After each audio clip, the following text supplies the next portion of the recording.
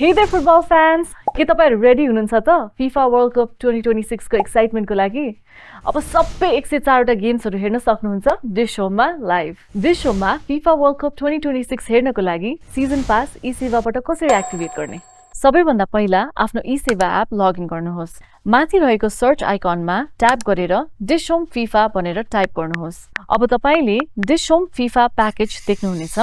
त्यसमा ट्याप गर्नुहोस्। त्यसपछि तपाईले यस्तो बक्स देख्नुहुनेछ।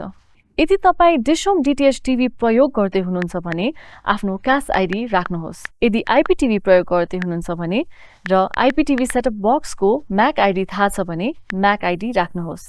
यदि थाहा छैन भने कस्टमर आईडी राखेर प्रोसिडमा क्लिक गर्नुहोस्। क्याश आईडी वा म्याक आईडी वा कस्टमर आईडी एन्टर गरेपछि तपाईले तल डिभाइस लिस्ट देख्नुहुनेछ।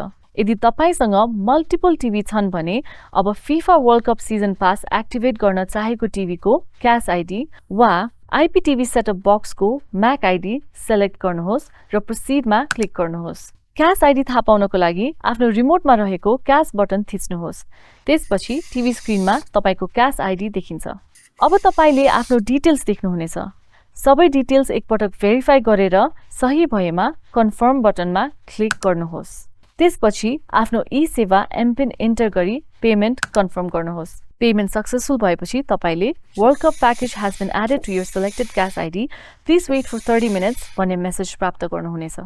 मेसेज प्राप्त भएको केही समयपछि आफ्नो टिभी चेक गर्नुहोस्। अब FIFA वर्ल्ड कप प्रसारण हुने हिमालय स्पोर्ट्स च्यानल एक्टिभेट हुनेछ। यदि च्यानल नआएमा हाम्रो customer service number which is 9707053789 मा सम्पर्क गर्नुहोस्। FIFA वर्ल्ड कप 2026 को रोमाञ्चक खेलहरूको आनन्द डिश होमसँग लिनुहोस्। धन्यवाद।